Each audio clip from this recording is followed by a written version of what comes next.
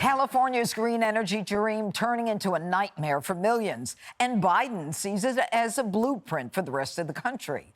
California urged residents yet again to conserve energy during peak hours as the state faces the biggest blackout risk of the year amid a brutal heat wave. The state's liberal governor, Gavin Newsom, looking pretty cozy in a fleece jacket, sitting in seemingly air-conditioned room while begging his residents to make the sacrifice. Everyone has to do their part to help step up for just a few more days. When the early morning hours, particularly tomorrow and the next day or so, pre-cool your home. Run your air conditioning earlier in the day when more power is available. Close your windows and blinds to keep your home cool as well. And today and tomorrow afternoon after 4 p.m., in particular 4 p.m., please turn your thermostat up to 78 degrees or higher. And this is the state the Biden administration says is the leader in energy policies. I love the fact that California is unabashedly bold about energy policy. The leading indicator for the rest of the country. California's boldness has, I think, shaped our willingness in the federal government to move further and faster. Okay, I'm going to start with you, Harold. That energy secretary is so proud of California, and a little bad timing because within a few hours, you know, the governor's up there in his fleece jacket because he cooled his house, telling everybody to turn up their thermostats. So I'm confounded a little bit by some of my party. There's nothing wrong, and I think the country and what we've seen in the world in the last several months has shown us that we've got to wean ourselves off of fossil fuels, but we can't do it all at once. It took 40 years from us to go from coal to natural gas, and it's going to take, hopefully it takes a shorter period of time for us to graduate to having multiple sources of energy. Now, you know, I don't know where Governor Newsom was with the fleece jacket, and it probably was not the greatest look, and when everyone was hot out there.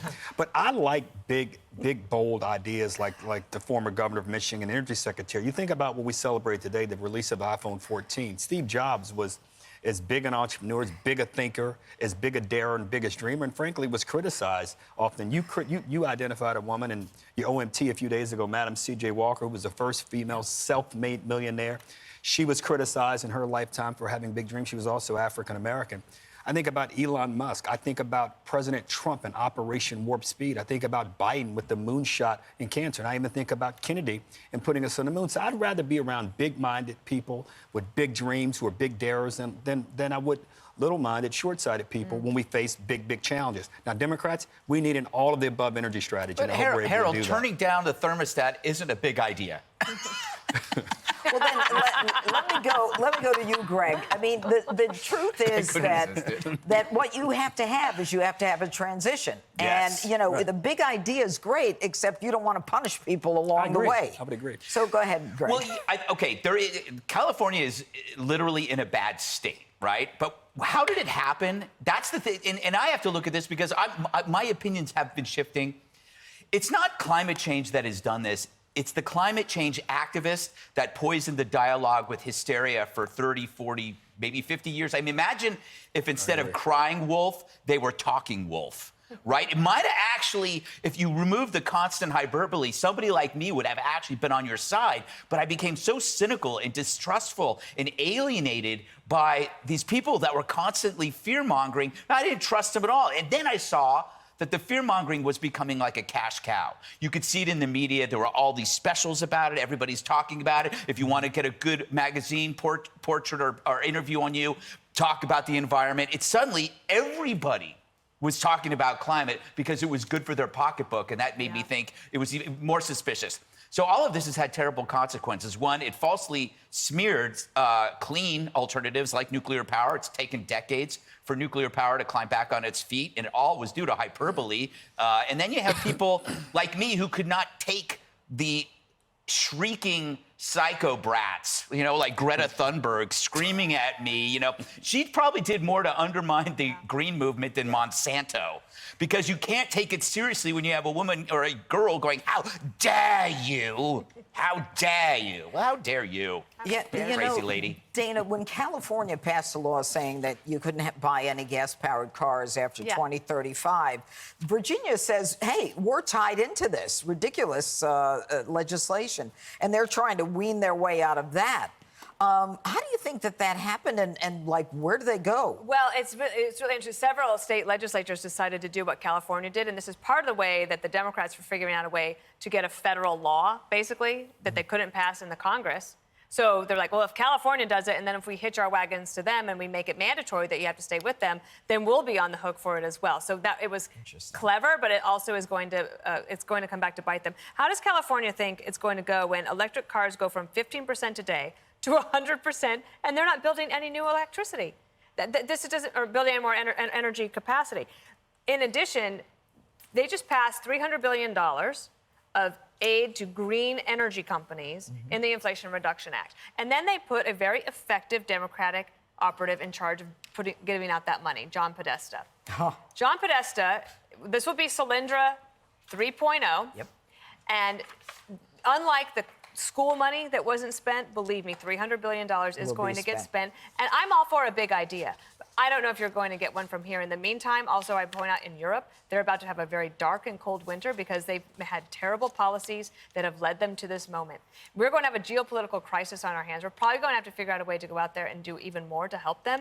But our liquid natural gas, it's great, but we have not kept up with the infrastructure, and Europe is going to need it. Wouldn't you rather buy liquid natural gas from the United States and have to rely on Putin?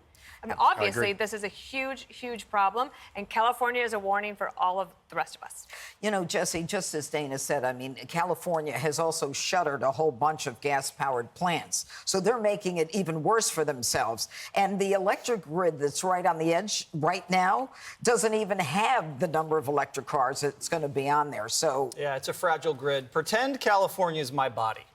No. I need a well-balanced Should I move diet away from to fuel my body. I need greens, I need fruits, I need protein, I need grains, Where's I need San Francisco? dairy. Okay?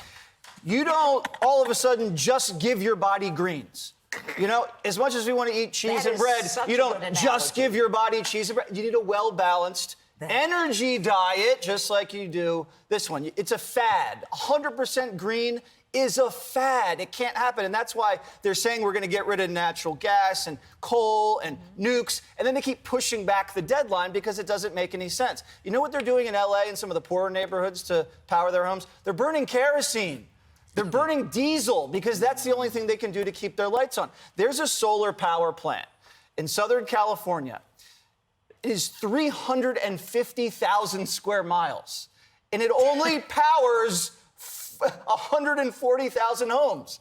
The natural gas plant, PG&E, powers 16 million homes. Meanwhile, it's incinerating birds. Birds see bugs on the panels, they fly right into the solar panels, and they burst into flames. It's also killing the tortoise population. Oh, this I is thought liberals important. loved tortoises. That's and right. they built this other one on an Indian burial ground. Okay. It's not a great idea.